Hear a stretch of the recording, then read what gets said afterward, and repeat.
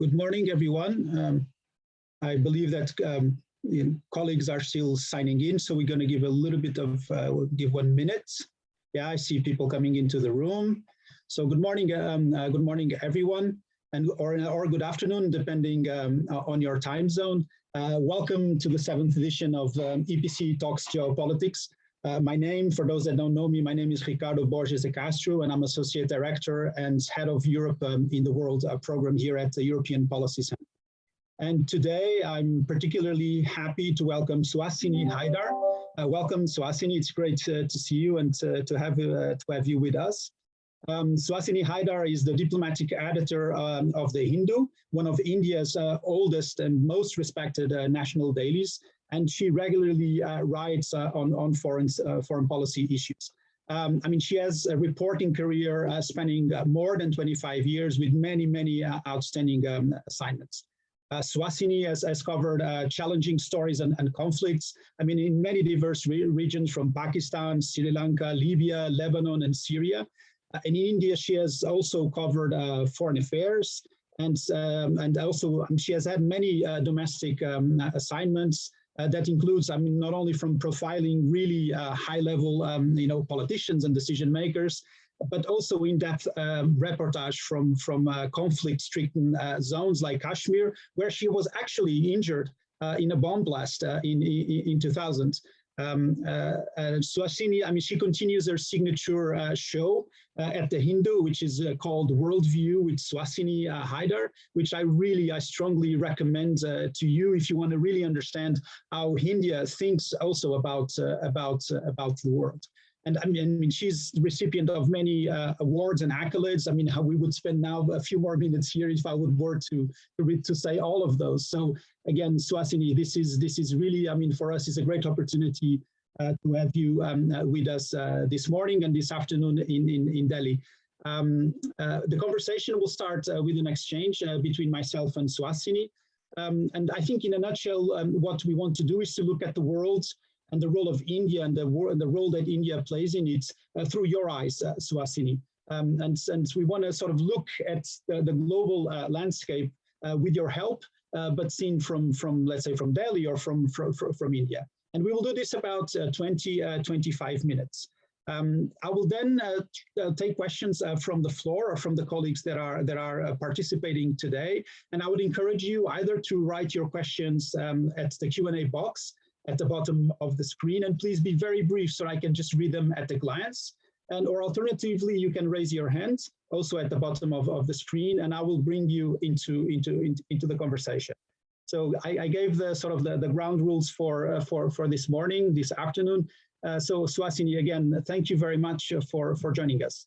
And if I can sort of jump immediately into our conversation for today, I mean, in my view, India has been very often neglected in Western thinking when it comes to geopolitics. There's, I mean, over-focus on the US, China, Russia, but this also seems to be changing. So my question to you at this moment would be, what are India's current global ambitions? What kind of actor does India want to be, let's say, in the more sort of broader geopolitical game? Thank you, Ricardo, and namaste, as we say here. Good morning to all of you in Europe.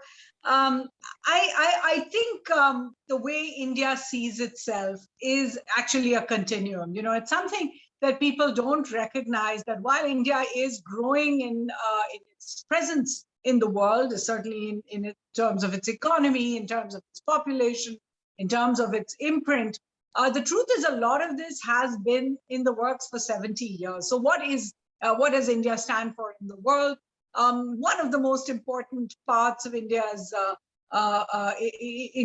standing has been about being a voice for the voiceless, particularly in the global south, where there are many countries that don't have a place, and India has made it clear that its ambitions are for a permanent seat at the United Nations Security Council, because it doesn't seem fair that you have this system, 75 years in, 100 years after the League of Nations, where you actually just, you don't have representation from South America, you don't have representation from Africa, from Asia, you have just China and Japan, whereas, in terms of population, it's so much more.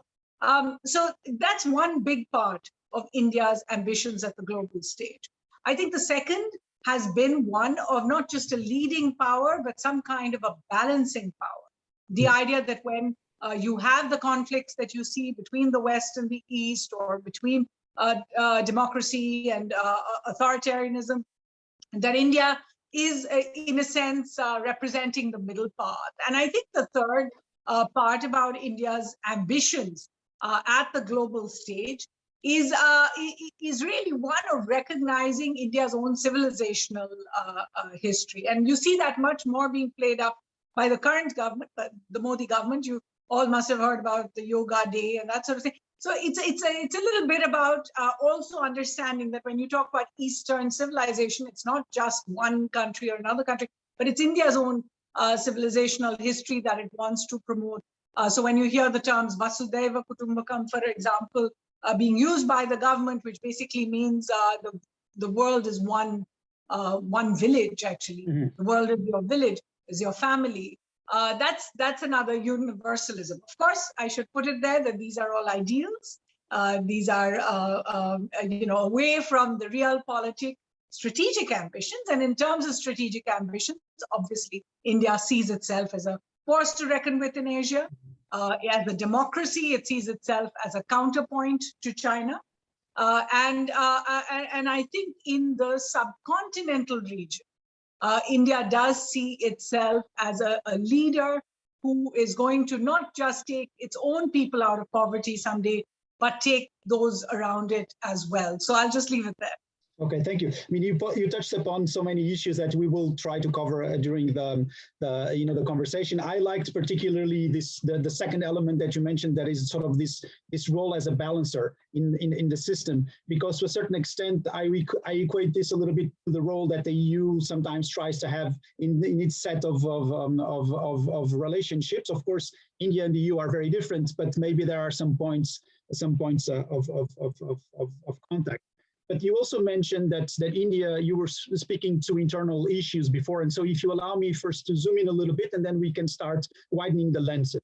And I mean, and so of course, I mean, the world, the issue that has been on the table has been COVID and the pandemic. So how much do you think that the pandemic has either, I mean, can have two effects, and as it hampered, that's ambition to be sort of a force to be reckoned with, to use your words, or has actually undermined that ability to be a global player? That is an important question, because so much has changed for us forever, in a sense, in the last 1 year. Look, India has now attained that dubious distinction of being the second highest number of COVID cases in the world, the third highest number of deaths.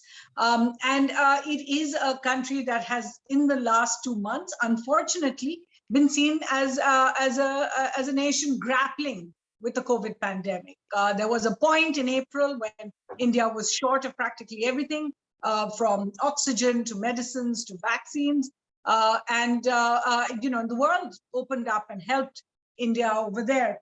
So I don't think there is a question that the COVID pandemic has had an impact. Like every other country, our GDP has been hit.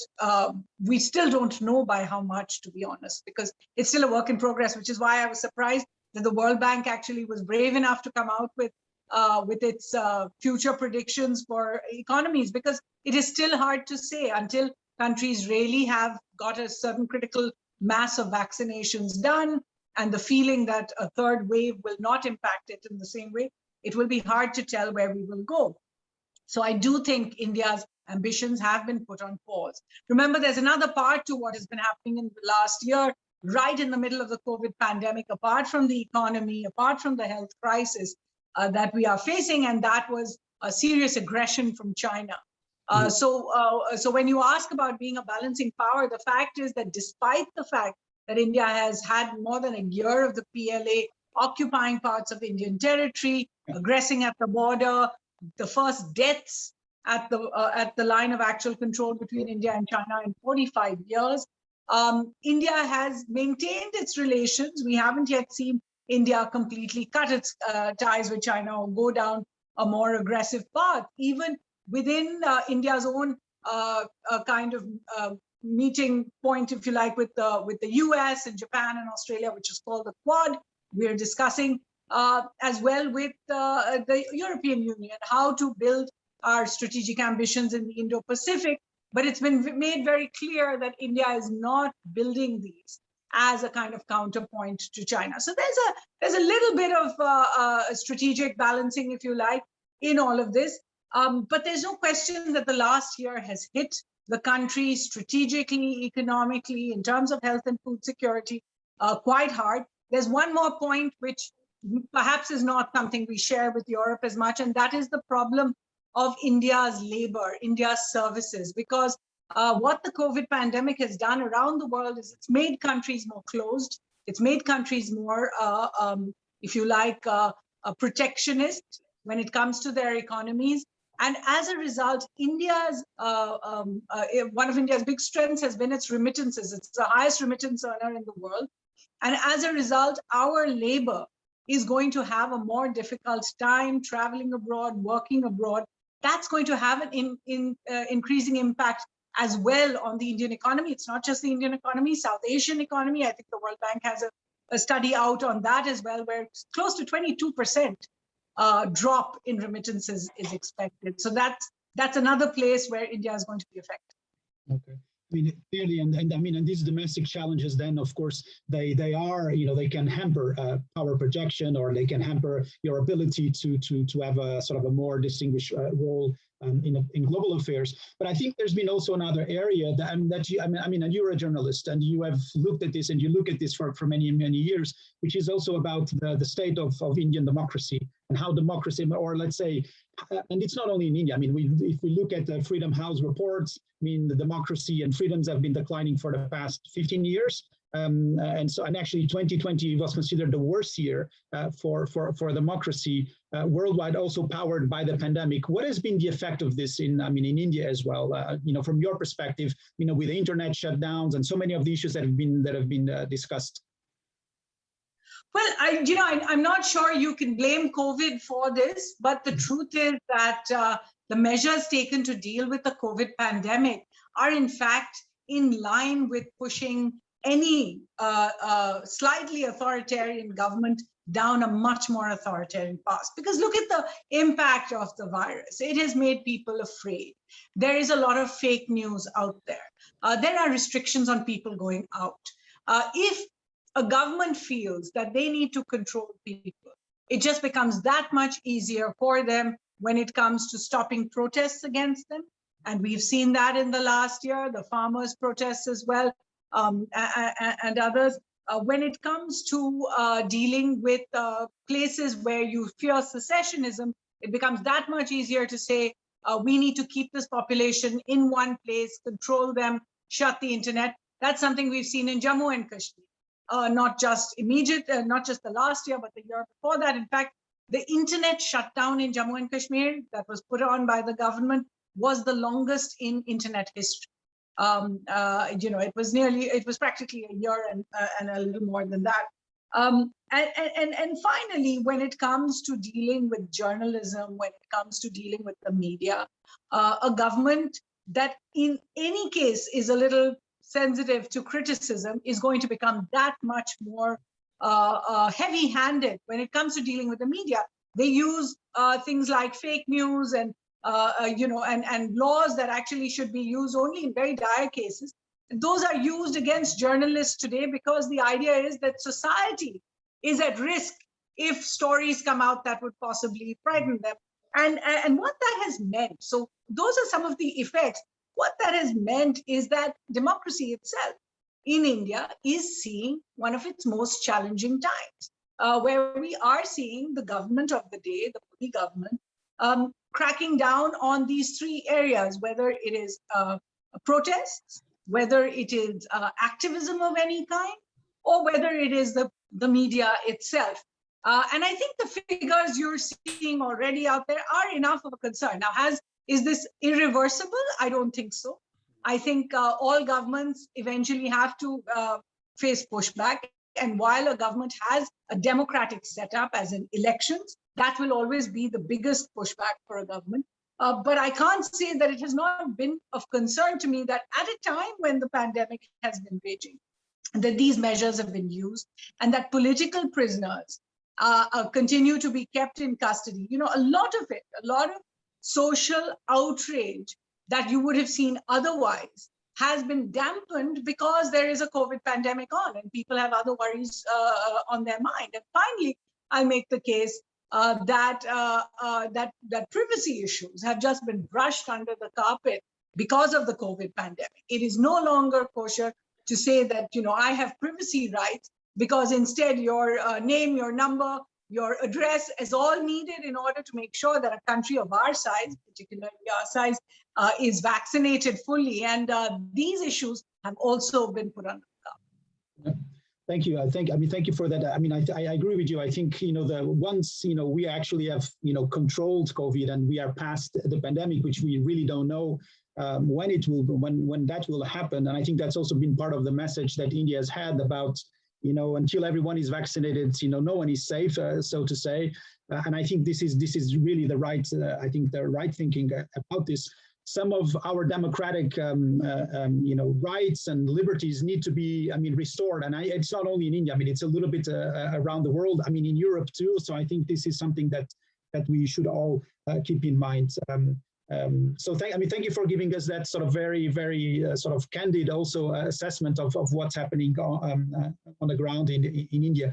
But if I can start now widening a little bit the lenses, also because I mean, questions are starting to come in, and they're actually going into, they are sort of consistent with the question that I wanted to ask you now, which is sort of, let's say, the issue of, I wouldn't say of the day, probably here it's less noted, but it's very noted where you are, which is Afghanistan. And you know, and so I have two questions already in the chat on this. On the Afghanistan, sort of on the unfolding situation in Afghanistan with American and Western troops leaving. And I mean, you recently interviewed the former president, Hamid Karzai. He's also in the interview, he shows how concerned he is. But how does India, how are you looking into this, and how is India looking at the unfolding situation in the region? Well, you know, Ricardo, you're absolutely right. It is an issue of great concern in India. So far, India has not wanted to rock the boat because you can see that there's a process.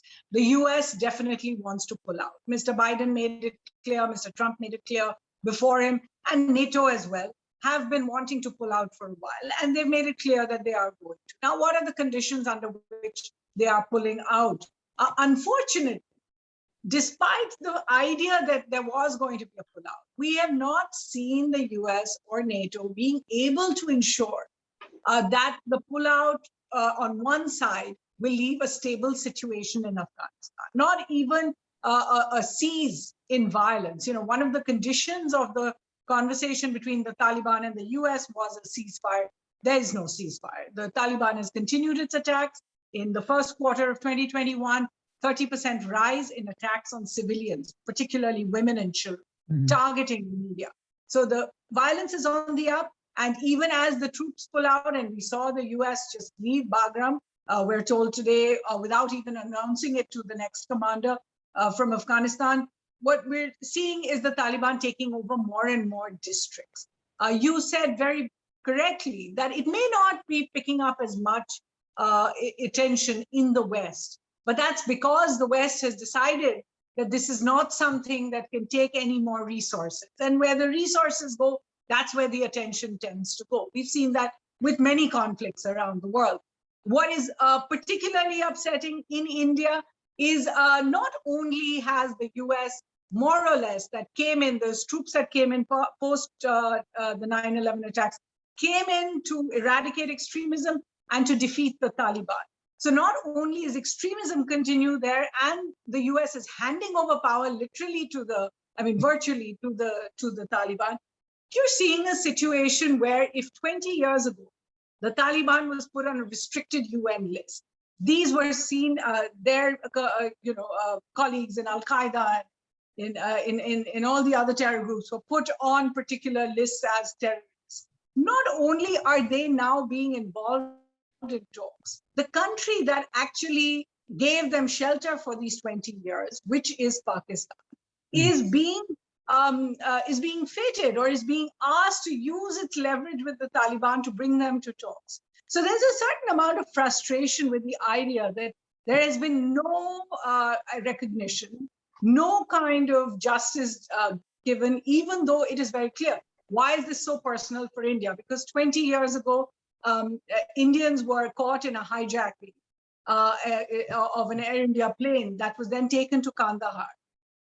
At the end of the hijacking, India had to release 4 very, very dangerous terrorists in exchange for its hostages, nearly 200 of them. And what we saw was the Taliban escorting these terrorist leaders away and then eventually giving them safe passage into Pakistan. Most of them have stayed there since. Masood Azhar, for example, stays there, continues to direct terror attacks against India. So we've seen that Taliban-Pakistan link not being challenged at all by what the United States and other countries did in Afghanistan for these 20 years. To come to the present, India is taking a much more cautious and a much more realistic view. 20 years ago, we didn't recognize the Taliban. But 20 years later, India has opened some kind of contacts with the Taliban. The idea is we've built a lot in Afghanistan in the last 20 years. Many may not recognize just how much India has done in terms of building the parliament in Afghanistan, the biggest highway, the Zaranj-Dilaram highway, that is a kind of necklace at the south, and the Salma Dam and other areas. We see many of these areas being taken over by the Taliban, and it's necessary for India to ensure that what has been done for Afghanistan is not lost. The second concern is, of course, about minorities, also women and children in a potentially Taliban-run regime. And India has already made its concerns about the treatment of minorities, primarily Sikhs over there who have been attacked again and again, known. And the third part, which is actually the largest part, is the impact of this shift in power in Afghanistan on the region as a whole. The South Asian region is going to be impacted more than any other part of the world by any chance of the Taliban coming to power. And for India particularly, there is the state of Jammu and Kashmir, a most volatile situation there. And the idea that just at the tip of it is, Pakistan and then Afghanistan, Pakistan occupied Kashmir as it's called, and then Afghanistan, which could eventually create much more problems for India. Why do we say this? Because in the 1990s, the last time we saw the Soviets leave Afghanistan, the rise of the Mujahid, that really affected India. That was the beginning of a huge spurt in insurgency in India. Violence, the loss of tens of thousands of lives. And the concern is if we're repeating every other part of the past, when it comes to this pullout from Afghanistan, that India could see a lot more insurgency, it could see a lot more jihadist violence, and it could see a much greater threat on its western frontier. And I've already told you, we've already got a situation on our eastern frontier. It becomes that much more difficult. Yeah, thank you for that, because it's, you when you place it in the regional context, it's also a reflection of how the global context is also shifting to a certain extent, and how the US is sort of revisiting or reviewing or rethinking its strategic engagements to a certain extent. And here, it's a little bit of a reverse story. When President Biden was in Europe last couple of weeks ago, it was America is back, and there is a little bit America is going away, right? It's America is leaving. So it's a little bit contradictory, but also, from your perspective, when you see what is unfolding in the region, and when you look at this visit that President Biden did, the G7, to which Prime Minister Modi was one of the guest country, or India was a guest country, NATO, then the EU summit, then on to Geneva to meet Mr. Putin.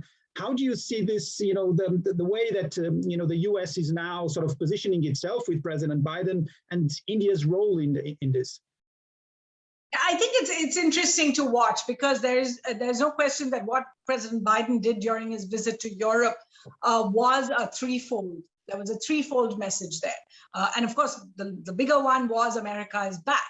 And it's no secret that the G7 used Build Back Better as its motto, which is actually borrowed from the Biden administration. So there was one part of it, which was things like climate change, things like COVID management, where the US wants to make the point that it is back in the leadership role after these years of the Trump administration, where America just abdicated its role. The second part is clearly a push towards democracy. Now, this is going to become difficult, and it's already difficult territory when it comes to India, because you could already see that the kind of language they wanted to use on democracy and against authoritarianism probably meant really for Russia and China was something India was already uncomfortable with. And it's no secret that the foreign ministerial meeting actually watered down a lot of the language. The language on internet shutdowns, for example, was amended. So it spoke, about no politically driven internet shutdowns to be allowed. The idea being when it's security driven, of course, an internet shutdown is okay. So I'm just giving you examples of where this is going to be an area of problem. There is no question. I'm not sure everyone is following it, but there was the death of an 84-year-old priest who worked with tribals in India yesterday, something that was decried by the European Union's representative on human rights. And sorry. If you allow me just to, I mean, there's a question in the Q&A box that if you would comment precisely the death of Father Swami. I mean, what's the reflections that you would have about this this event? This tragic event? This is part of the phenomenon that I was mentioning, that becomes easier for governments to do this kind of thing because everybody is so busy with so much else that the outrage is not there. But this was an 84-year-old man. He went to court only to ask that because he had Parkinson's and a paralytic condition, that he should be allowed to use a straw to sip from, and that was denied. He was denied bail over the entire year, despite the fact that no charges have been brought against him, no discussion. He was not even interrogated, but he stayed in jail. And he, in his last appearance in court, said, "My stay in jail has deteriorated my body so much that I'm going to die." Anyway, this is just one case, but you can already see that these are areas where you are going to come into clash. The fact that India has made a point of not standing with the US and Europe when it comes to Myanmar, and the reversal of democracy there, and charted its own path really with Myanmar, again means that we're not exactly on the same page. We might all be democratic countries, but our understanding of democracy might not be the same, and that's an area of clash. The third thing that Mr. Biden really focused on was the US-China rivalry coming to the center stage. That came out in all the references with the G7. There were, I think, 4 or 5 references directly to China. Also during his visit to Brussels, also he made it very clear that this is a US priority now. Russia also, but basically China is seen as the biggest challenge, and they've said it in various places. So this again is an area where India can be an ally, and I use that word very lightly because in India we don't use the word ally, but could be on the same side. But at the same time, India has its own problems. After all, unlike every other country we're talking about, Europe, US, Japan, Australia, that's part of the Quad, India is the only country that has a 3,500 kilometer boundary with China. So there is no point at which we can afford to cut away because that boundary exists and is going to be a constant threat for India, as the last year has shown. Often, and this is something I write about too, that there is a mismatch between what the West, in particular the United States, expects from India to its east. So to its east, it wants India to be this democratic power. It wants India to help against authoritarian China. It wants India to be part of a strategic ballast against China. But to the West, what India's expectations are not taken into consideration. So in order to fight China or to be a ballast against China, India needs to have its Western frontier taken care of, i.e. the threat from Pakistan. But that's not something that India feels it gets support from the West on, or the situation in Afghanistan, where for the last 2 years, India has been cut out of the process. When the Troika Plus met, for example, it's Russia, China, America, Pakistan. India is not a part of that consideration and has not been a part of the other talks as well that have been happening. So there is this mismatch between what the world, or Western world, expects from India to the east, but is willing to give India to its west. But to come back to Mr. Biden, which was what your question was about, I think he will see India as successive American administrations have for the last 20 years, where you will see a growth, strength upon strength, whether it's trade, whether it's strategic and defense ties, or whether it is this kind of idea that there is going to be some kind of a front that will take on the kind of authoritarianism China provides, or China is aggressing on. But I do think that there will be limits to that. One of the big things, by the way, where it's going to be interesting to watch for all those watching India closely, is what India does with the S-400 Triumph systems from Russia, because the US has made it clear that this is going to invoke sanctions. And for India, it's important to keep Russia on board as a traditional ally, but to break the Russia-China friendship just a little bit so that India has a little space there. And finally, it needs the systems itself to counter China with.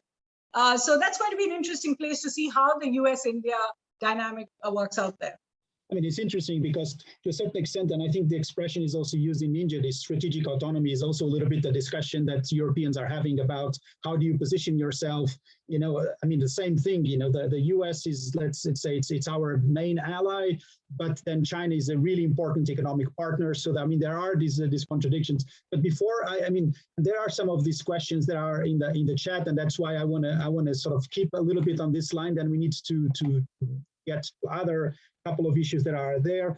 But it seems to me that, I mean, from India's threat perception, and I mean, you just mentioned the Quad, so the quadrilateral security dialogue that brings, you know, India, Australia, Japan, and the US together. I mean, greater focus now on the Indo-Pacific, on the sea, on maritime, sort of issues.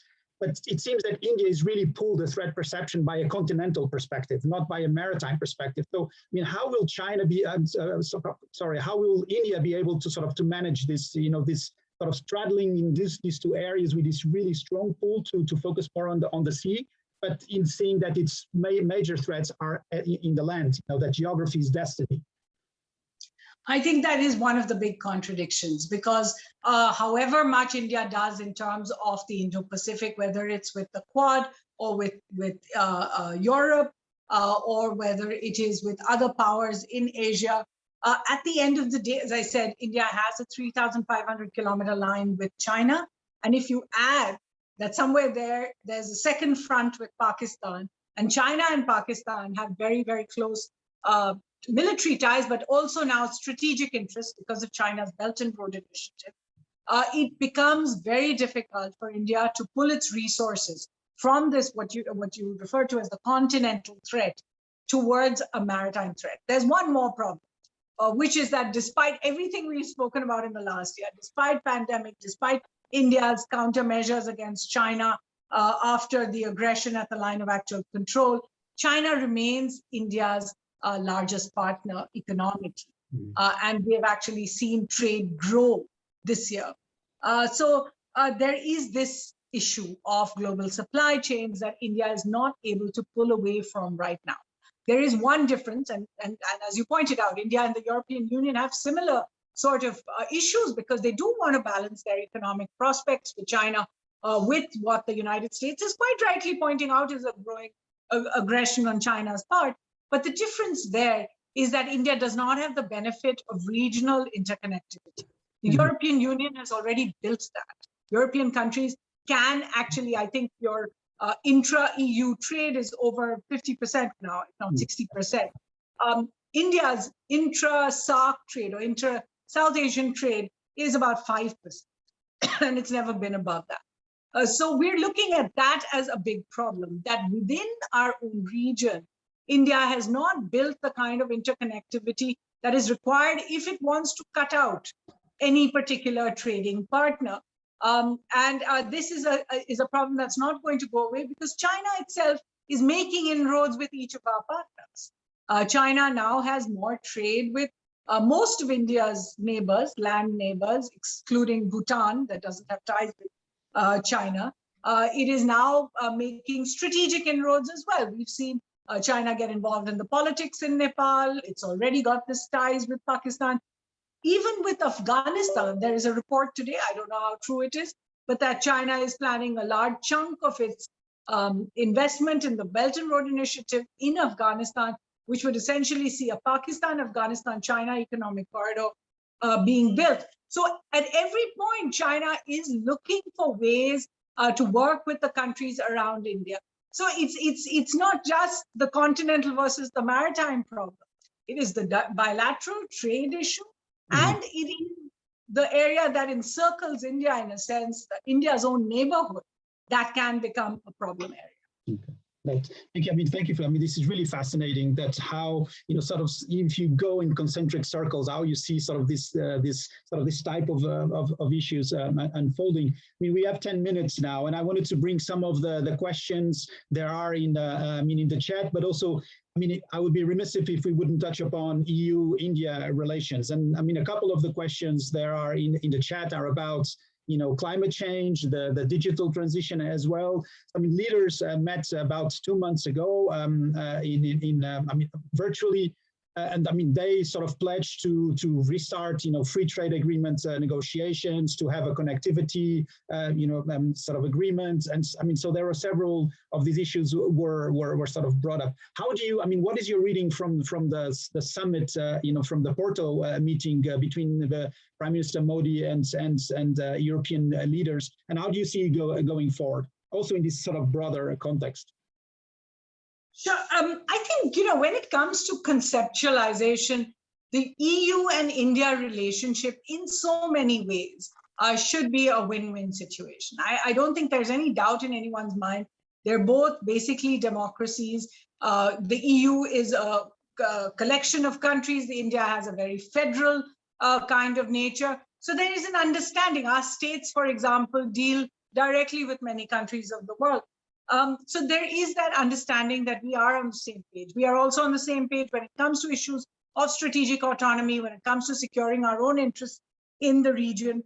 And finally, the EU and India come together when it comes to discussing the big issues of the day, which is, multilateral system reform, climate change, for example, where both the EU and India have, they have very different paths towards dealing with climate change. But at the end of the day, it's an important priority for both countries. These are problems of the future.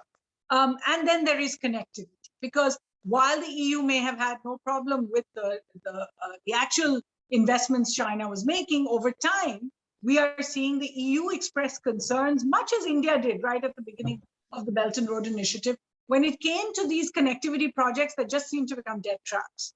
And we've seen that in some parts of Eastern Europe as well. So there are a lot of common areas where they can work together. And Prime Minister Modi's meeting with the EU leadership was important. Firstly, it comes after what I call 4 or 5 years of stasis. One of the reasons for that stasis was essentially Brexit.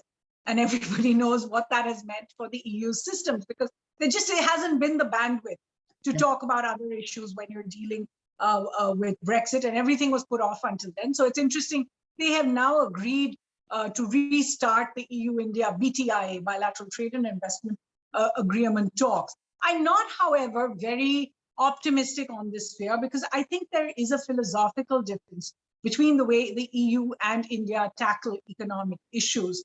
India does, and it comes up every once in a while in very small areas, for example, when it came to vaccine access, and the idea that India and South Africa want to push for this proposal at the WTO, which would basically put off patents and put a waiver on intellectual property rights for the next 3 years over vaccines for coronavirus.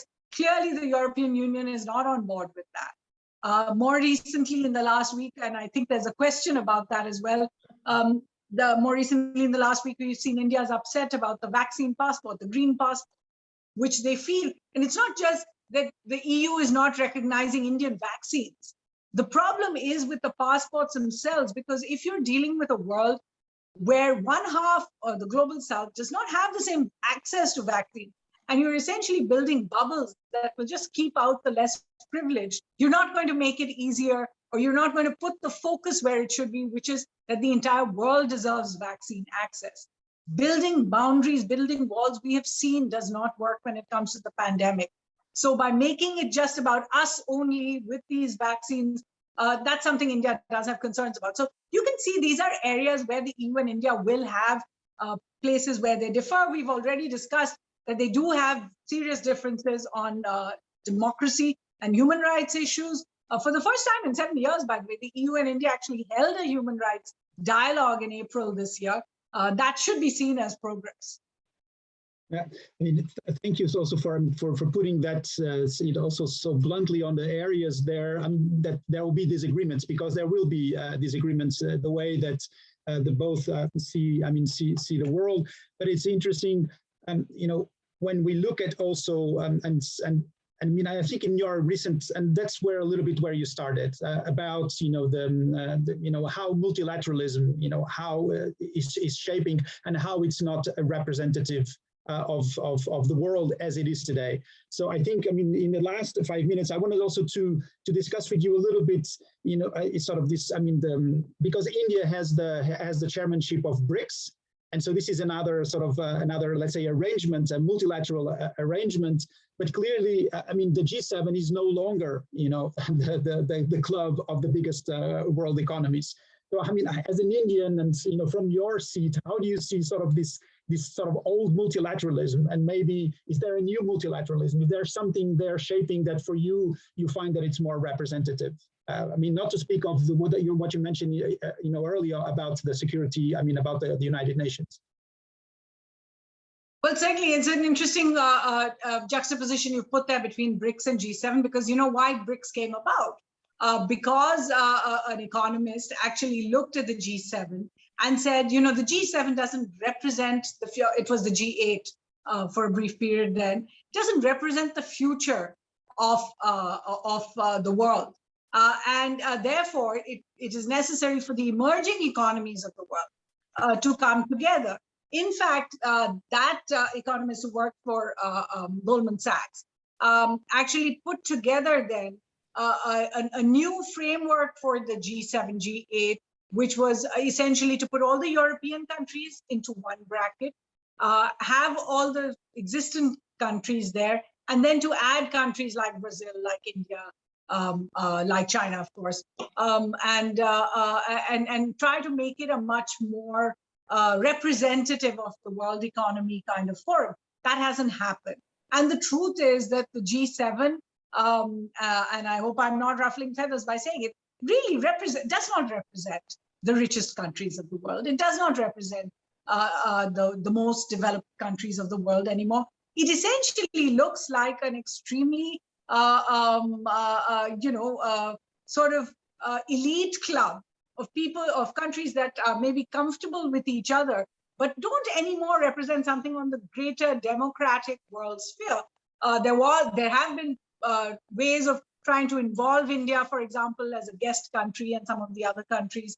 There has been the concept of the D10, which didn't quite come through, the democratic 10 countries of coming through. But essentially, we are looking at a world structure that is extremely biased towards the post-World War order. Now, the post-World War order is 70, 75 years old.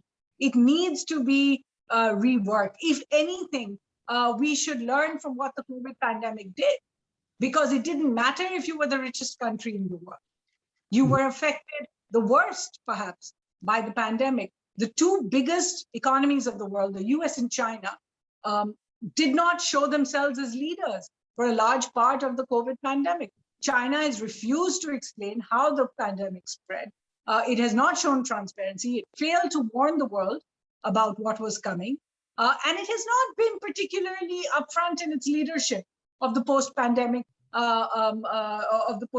area. In fact, it seems to have used the pandemic, the problems of the pandemic on many countries, as a way of exerting leverage over them or showing aggression towards them, as India has faced.